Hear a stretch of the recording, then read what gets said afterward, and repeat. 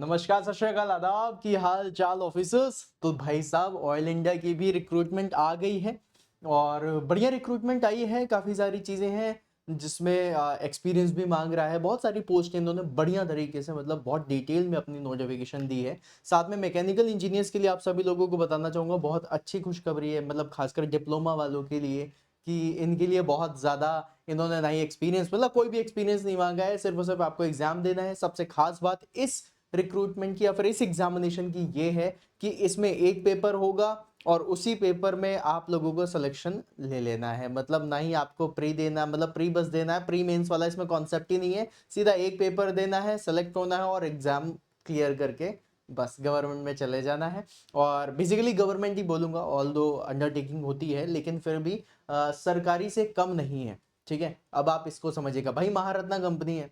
फिर उसके साथ ये है कि अगर आप एक बार सेलेक्ट हो गए तो आप बिल्कुल ही, मतलब बोलते हैं ना, एक इंसान की बिल्कुल निकम्मा है ये इंसान, अगर ऐसा कोई इंसान है ना तभी ये बाहर निकालेगी, वरना आप लोगों को इतना ग्रेस पीरियड मिलता है अपने खुद को इंप्रूव करने का कि कोई भी अगर एक बार सेलेक्ट हो गया तो जॉब उसकी नहीं जाती, लाइफ टाइम की अपॉर्चुनिटी बन जाती है ये। तो चलिए बिना किसी देरी के शुरुआत करते हैं। आप सभी लोगों ने ऑल दो नोटिफिकेशन देख लिया होगा, लेकिन अगर किसी ने नहीं देखा है या फिर कोई डिटेल में कोई मिस हो गया है तो वो मैं आज आप लोगों को समझा दूंगा, थोड़ा डिटेल में समझाऊंगा सो दैट आप लोगों की सारी चीजें क्लियर हो सकें। ठीक है, सबसे पहले तो महारत्ना कंपनी जो अपनी है उसने यहाँ पर नोटिफिकेशन निकाला है। इसमें उन्होंने बहुत सारी ग्रेड्स दी हुई हैं, राइट। ग्रेड 3 के बारे में बताया है, फिर ग्रेड 5 है, ग्रेड 7 है, इस तरीके से करते हुए बहुत सारी हैं। ठीक है, लेकिन जो हमारी मतलब की है मैं उसके बारे में बात करूंगा। एंड गाइज, ये जो सेशन है this is for mechanical engineers, right. तो मैं मैकेनिकल इंजीनियरिंग को थोड़ा सा ज्यादा फोकस करते हुए ये नोटिफिकेशन बता रहा हूँ, तो थोड़ा सा देखते हुए चलिएगा, राइट। यहाँ पर मैं ऑल दो बता ही देता हूँ कि भाई क्लास 10th वालों के लिए भी है ना। यहाँ पर अगर आप लोगों को हैवी व्हीकल चलाना आता है तो उनके लिए भी है, क्योंकि हैवी व्हीकल का जो लाइसेंस है वो अलग बनता है। तो इस तरीके से काफी सारी हैं और इसमें सब जगह कहीं ना कुछ आप लोगों से एक्सपीरियंस भी मांगा गया है, बहुत सारी चीजें है ना। अब जैसे ग्रेड 5 आ गया, ठीक है, हमें इन सब में कहीं पर भी इधर उधर जाने की जरूरत नहीं है। Diploma in computer, diploma in Hindi translation, है ना, बहुत सारी चीजें दी हुई हैं। Chemical engineering, civil engineering, computer engineering, electronics engineering, बहुत सारे स्टूडेंट्स का ये भी होता है सर इलेक्ट्रॉनिक्स के लिए पोस्ट नहीं निकलती, इसमें तो इलेक्ट्रॉनिक्स इंजीनियरिंग की भी पोस्ट निकली हुई है। ठीक है, लेकिन हमको जाना है इस वाले में, राइट, दैट इज मैकेनिकल 12025। ठीक है, मैकेनिकल की जो स्ट्रीम है उसमें डिप्लोमा इन मैकेनिकल इंजीनियरिंग बोला गया है, 3 साल का डिप्लोमा जो आप लोगों ने करा है। तो जितने भी स्टूडेंट्स हैं जिन्होंने डिप्लोमा किया हुआ है उन सभी के लिए बहुत बढ़िया अपॉर्चुनिटी है। 62 वैकेंसीज हैं, राइट, काफी बढ़िया है। मतलब अगर मैं इस तरीके से बोलूं कि भाई आपको ना ही नेगेटिव मार्किंग है ना, मतलब पूरा पेपर है, जय माता दी, ए कैलकुलेटिव रिस्क लेते हुए कर सकते हो, प्रिपरेशन अच्छी तुम कर ही रहे हो एसएससी जेई की, साथ में अगर ये भी मिल रहा है तो क्या बुरा है, राइट। तो मैकेनिकल इंजीनियर्स के लिए सबसे खास बात ये हो जाने वाली है कि ये 62 वैकेंसीज हैं। अब बहुत सारे स्टूडेंट्स का यहाँ पर ये डाउट होता है कि सर हमने ऑटोमोबाइल इंजीनियरिंग से करा है या फिर हमने प्रोडक्शन से करा हुआ है, तो भाई वो नहीं चल पाएगा। इन्होंने साफ साफ लिखा हुआ है दैट गवर्नमेंट रिकॉग्नाइज्ड यूनिवर्सिटी के बाद kindly note that apart from the diploma in mechanical engineering other similar diploma in mechanical engineering with any prefix और suffix will not be considered, है ना। तो मैकेनिकल इंजीनियरिंग के साथ कोई भी कुछ एक्स्ट्रा है, सिर्फ और सिर्फ मैकेनिकल इंजीनियरिंग का इन्होंने बोला है। तो ये चीज आप लोगों को देखना पड़ेगा। फिर उसके बाद गई थोड़ा सा और आगे चलते हैं और ये मैं आप लोगों को एक चीज बता दूं, ये जो आपकी पोस्ट है, राइट, ये है ग्रेड 7 की और इसमें जो सैलरी स्ट्रक्चर है वो है 37,500 से लेकर के 1,45,000 तक। अब भाई साहब ये बहुत अच्छा अमाउंट है। अगर आप लोग महारत्ना जैसी कंपनी में जाते हो और जिस जगह आपका रिक्रूटमेंट होने वाला है वो तो भाई जन्नत ही है ना। नॉर्थ ईस्ट में आपको बढ़िया ये रिक्रूटमेंट जो आया है, ठीक है, तो ये आपको बहुत बढ़िया तरीके से देखने के लिए मिलेगा। इसमें बस एक ड्रॉबैक है जो मैं अभी आप लोगों को बताऊंगा, है ना, ड्रॉबैक भी पकड़ा हुआ है। फिर उसके बाद गाइस इन्होंने ये सारी चीजें बताई कि भाई क्वालिफिकेशन का क्या कैसा होना चाहिए। मिनिमम एज बता दी 18 साल होनी चाहिए, मैक्सिमम एज जो बताई है वो बताइए आप लोगों की 30 साल फॉर जनरल कैटेगरी, है ना। ये सारी चीजें मैं अभी आप लोगों को क्लियर कर देता हूँ। तो यहाँ पर इन्होंने बहुत सारी चीजें कैटेगरी में हर एक चीज बता दिया, कौन कौन सी कैटेगरीज में क्या होगा। ये यहाँ पर जो बताया हुआ है वो बताया है 18 अगस्त, है ना। 18/8/2025। 18/8/2025 तक में जो मैक्सिमम एज लिमिट दी जा रही है, हमें जाना है मैकेनिकल पे, और मैकेनिकल पे MEC की कितनी है, 30 है। SC ST की 35 और OBC की 33 है। अच्छा, इसमें एक खास बात और है कि अगर कोई ऑयल इंडिया में पहले से वर्क करता है तो उसके लिए थोड़ा सा और एज रिलैक्सेशन आप लोगों को मिल जाएगा, ठीक है, इसमें लिखा हुआ है। फिर उसके बाद गाइस मिनिमम जो आप लोगों को एज लिमिट दी हुई है वो कितनी है, 18। 18 एज लिमिट देने का मतलब समझते हो क्या है?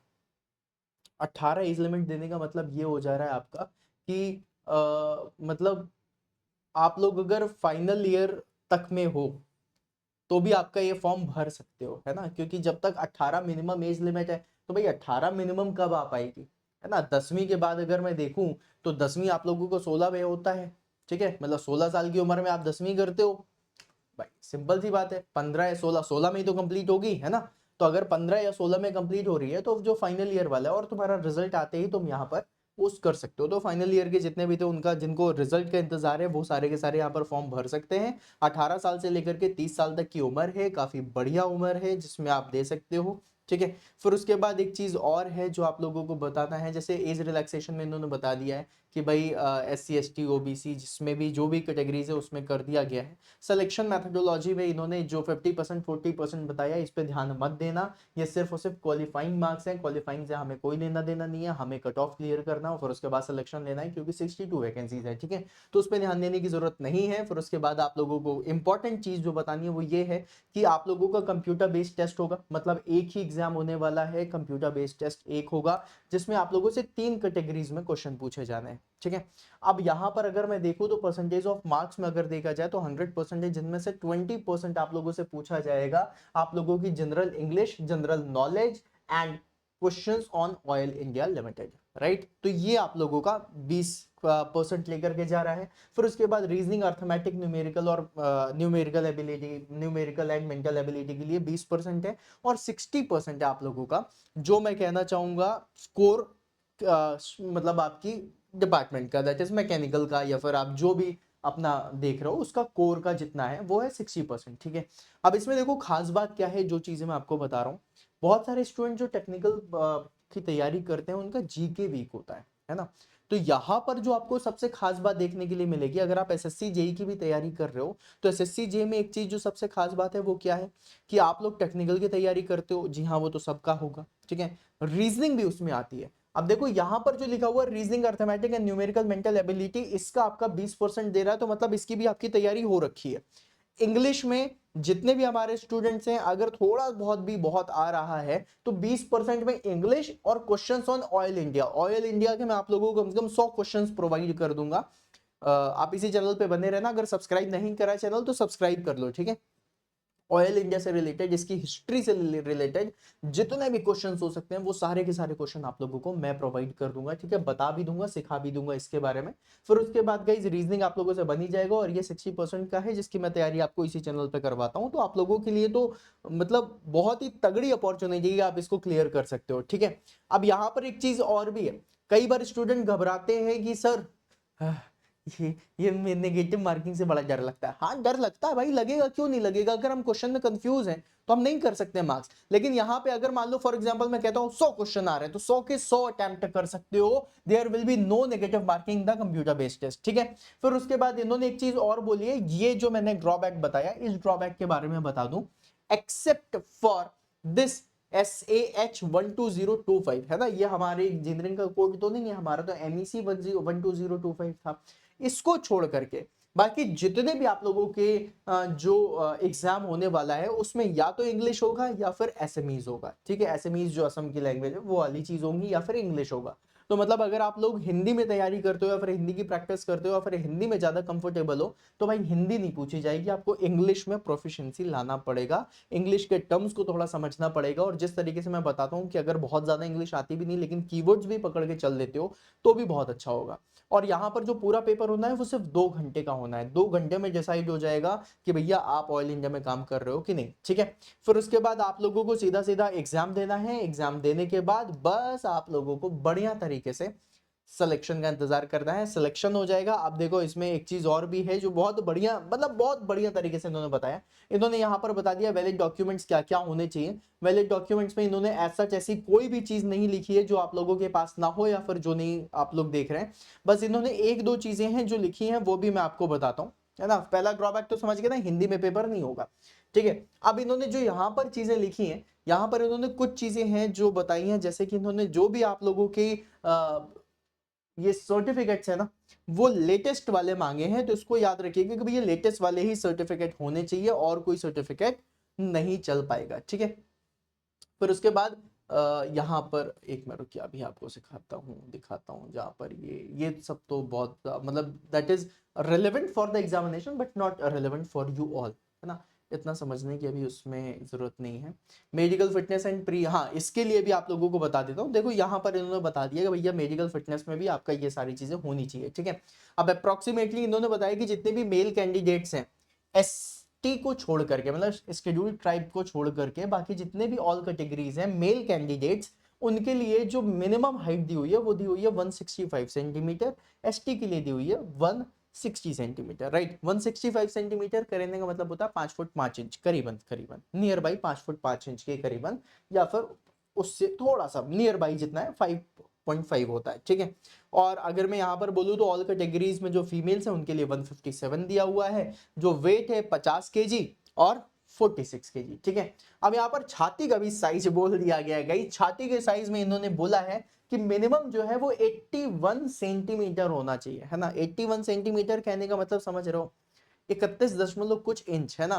भाई 32 इंच की तो कमर ही होती है आजकल लोगों की, राइट। 30-31 इंच की, और फिर उसके बाद तो 81 सेंटीमीटर ऐसे होना चाहिए, और फिर 86 सेंटीमीटर मिनिमम होना चाहिए जब आप फुल्ली अपने छाती को चौड़ी कर लो ऐसे करके, राइट। तो वो 86 सेंटीमीटर होना चाहिए, ये बस क्राइटेरिया दिया हुआ है। और अगर आपको लग रहा है कि आपका वेट थोड़ा सा कम ज्यादा है, इससे कम ज्यादा है ना, तो फिर इसमें या तो खाना पीना शुरू कर दो, ठीक है। ज्यादा है कोई दिक्कत नहीं, कम नहीं होना चाहिए, इससे बस इतना बोला गया है, ठीक है ना। फिर उसके बाद गाइस यहाँ पर इन्होंने appointment of the provisionally selected candidate, नहीं इसके बारे में आप लोगों को कोई वो नहीं है। इन्होंने थोड़ा सा अंदर की चीजें बताई हुई हैं कि किस तरीके से अपॉइंटमेंट का वो सारी चीजें, है ना। अब इसमें जो एक खास बात है जो मैं आप लोगों को बताने वाला हूँ वो थोड़ा सा समझ लेना बस। ये जो इन्होंने बताया अपना इंटरनली, जिसके बारे में आपसे बोल रहा था कि एक बार आप सेलेक्ट हो जाते हो ना, तो फिर उसके बाद बहुत रेयरेस्ट ऑफ द रेयर होता है कि कोई बिल्कुल निकम्मा ही हुए तभी वो निकल सकता है बाहर, वरना आप लोगों की लाइफ सेट होती है। वो बताया, देखो समझाता हूँ क्या है, ठीक है। आपको क्या है, सबसे पहले जब आप ज्वाइन करोगे तो आप प्रोबेशन पीरियड में होते हो। दुनिया जहाँ की ऐसी कोई नौकरी नहीं है, गवर्नमेंट की हो या प्राइवेट की हो, आपको प्रोबेशन पीरियड करना पड़ता है। प्रोबेशन पीरियड क्या होता है, जब आप इनिशियली ज्वाइन करते हो तो 1 महीने 2 महीने 3 महीने एक कंपनी, एक ऑर्गेनाइजेशन आपको चेक करती है कि क्या आप उस काम को बढ़िया से कर पा रहे हो कि नहीं कर पा रहे हो, है ना। क्या आप उस काम के लिए फिट हो कि नहीं हो, और अगर आप फिट हो तो फिर आपको परमानेंट कर दिया जाता है। अब यहाँ पर क्या लिखा हुआ है कि भैया प्रोबेशन पीरियड जो इनका है वो कितना है, 12 महीने का, मतलब 1 साल का। 1 साल तक आपने काम करा। अब सोचो कोई एक ऐसा इंसान है जिसको कुछ नया नया जानना है या फिर कुछ भी ऐसा करना है, तो भाई 1 साल का टाइम बहुत है। लेकिन मान लो अगर कोई कहता है कि नहीं नहीं नहीं 1 साल में तो बहुत सारी चीजें हैं ना, हम सीख नहीं पाए, ये है वो, उनके पास जाके बोलो चाचा थोड़ा समय दीजिए, तो चाचा बोलेंगे ठीक है 6 महीने का टाइम आपको और देते हैं, ठीक है। तो यहाँ पर लिखा हुआ है, समझना,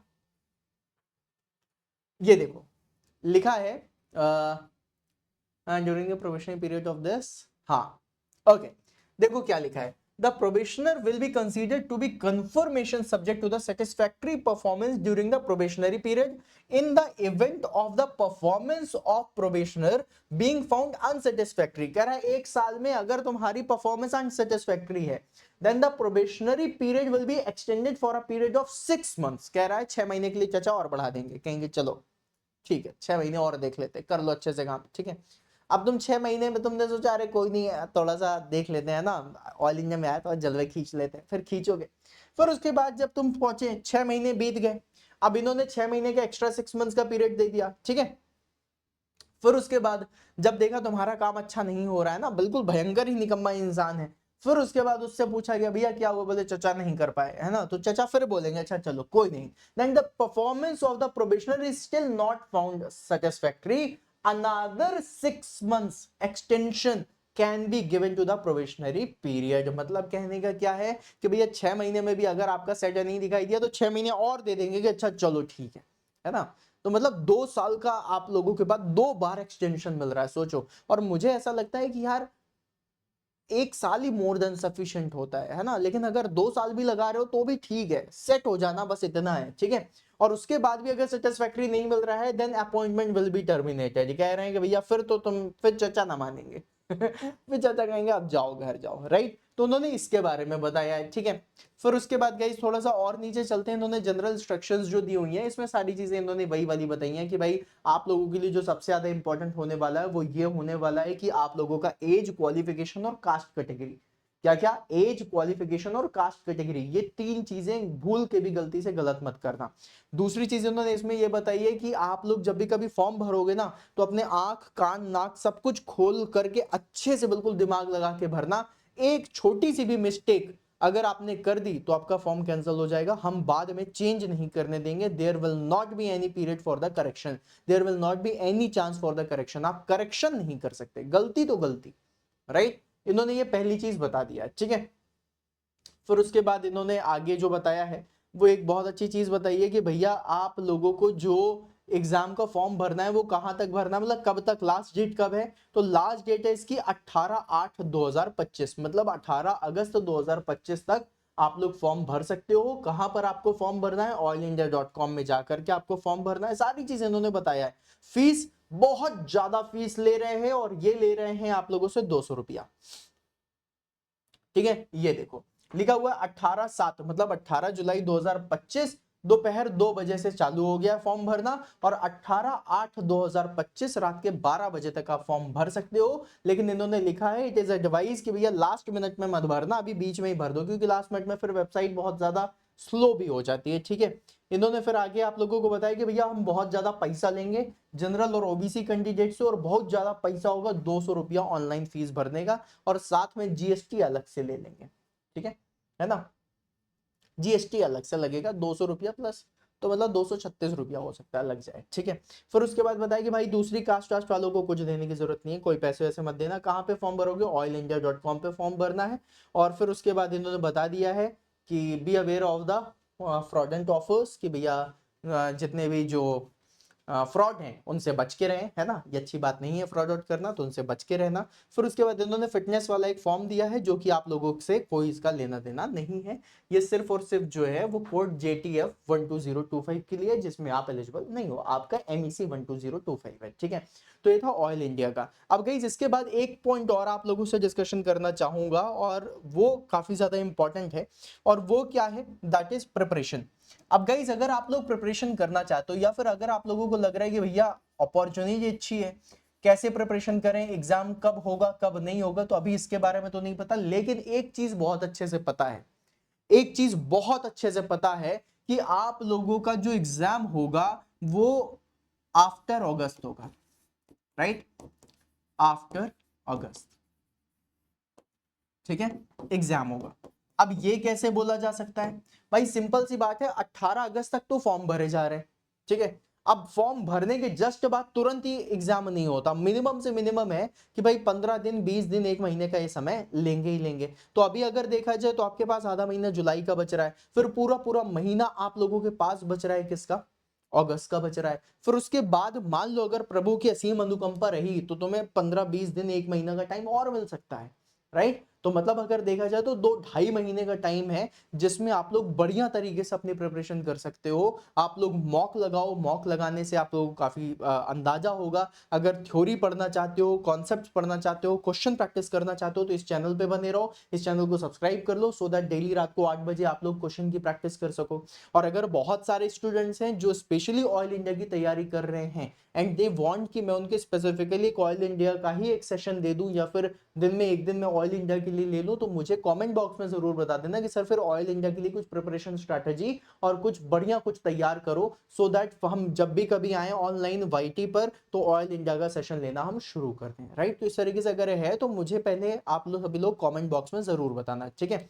और बस तैयारी में लग जाओ, SSC जेई का एग्जाम हो गया है ना, और आप लोगों का आरआरबी वापस से आएगा, फिर उसके बाद ऑयल इंडिया हो गया, कितने सारे एग्जामिनेशन है। इसी चैनल पे मैंने रिक्रूटमेंट के काफ़ी कुछ बनाए हैं, लेकिन रिक्रूटमेंट से ज़्यादा इंपॉर्टेंट क्या है, आप लोगों का तैयारी करना, राइट भाई। रिक्रूटमेंट बहुत सारी आएगी, ठीक है, हो सकता है इस समय ज़्यादा आ रही है, आगे जाकर के कम हो, या फिर आगे और भी ज़्यादा है, कुछ भी हो। रिक्रूटमेंट आने से सिलेक्शन नहीं होता, तैयारी करने से सिलेक्शन होता है। तो भाई साहब रिक्रूटमेंट तो आती रहेगी, मौके मिलते रहेंगे, लेकिन तैयारी आपकी बेस्ट होनी चाहिए। और तैयारी के लिए एक चीज मेक श्योर कर लो कि 2025 में सिलेक्शन लेना है। और अगर 2025 में सिलेक्शन लेना है तो फिर आज का दिन भी वेस्ट नहीं होना चाहिए, आज भी तैयारी करनी है, राइट। तो तैयारी के लिए बढ़िया जोरों जबरदस्त तरीके से लग जाओ, फिर उसके बाद जबरदस्त तरीके से आप लोगों की तैयारी होगी और फिर उसके बाद सिलेक्शन होगा, ठीक है। और तैयारी के लिए अगर आप लोग मैकेनिकल इंजीनियरिंग से हैं या फिर किसी भी डिपार्टमेंट से हैं और आप लोग तैयारी कर रहे हैं, देन आई विल से कि अगर मैकेनिकल से हैं तो फिर आप इस चैनल को फॉलो कर सकते हैं। यहाँ पर आप लोगों को मैकेनिकल इंजीनियरिंग से रिलेटेड जितनी भी तैयारी है वो सारी की सारी आप लोगों को मिल जाएगी। एंड अगर सेशन अच्छा लगा हो तो सेशन को लाइक जरूर कर देना, चैनल को सब्सक्राइब जरूर कर देना। मिलेंगे फिर अपन नेक्स्ट सेशन में, और फिर करेंगे इसके अंदर की काफ़ी सारी बातें, जो इसका सिलेबस है वो भी मैं डिस्कशन में ले आऊंगा, ठीक है। फिर उसके बाद प्रिपरेशन स्ट्रैटेजी के बारे में बता दूंगा, एग्जाम पैटर्न मैंने आपको बता दिया है, सैलरी मैंने आपको बता दिया है, एलिजिबिलिटी क्राइटेरिया आपको बता दिया है, सिलेक्शन प्रोसेस मैंने आपको बता दिया है। So all the points have been cleared. अगर सेशन अच्छा लगा हो तो लाइक करके जरूर जाना, and do subscribe the channel. Bye bye guys.